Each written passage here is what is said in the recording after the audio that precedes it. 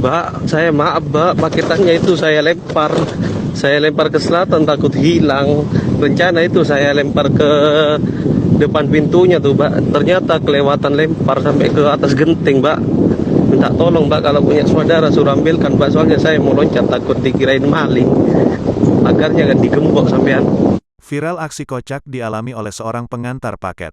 Bagaimana tidak, niat melempar paket ke depan rumah malah nyangkut di atas genteng. Kisah ini pun viral setelah diunggah di media sosial. Dalam unggahan yang beredar menunjukkan pesan WhatsApp dari kurir paket. Dilansir dari akun @duniapunyacerita di Instagram yang mengunggah potongan chat antara customer dan seorang kurir paket, Rabu, tanggal 12 Januari tahun 2022. Suara-suara kurirnya kayak gemeteran, tulis pengunggah dalam keterangan. Unggahan tersebut menunjukkan permintaan maaf dari sang kurir dan menyertakan pesan suara kepada pemilik paket. Rupanya ada hal yang tak terduga terjadi kepada paket tersebut karena dirinya. "Mbak, maaf, paketnya kelewatan lempar, ada di atas genteng," sambung sang kurir disertai foto dari paket yang berada di atas genteng.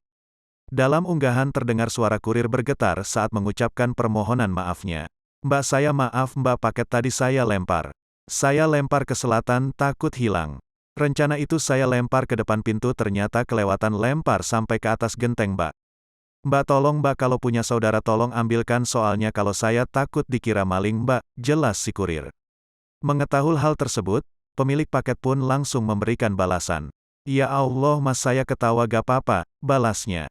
Setelah mendapat reaksi positif dari pemilik paket, kurir paket tersebut kembali meminta maaf, namun kali ini dengan tawa.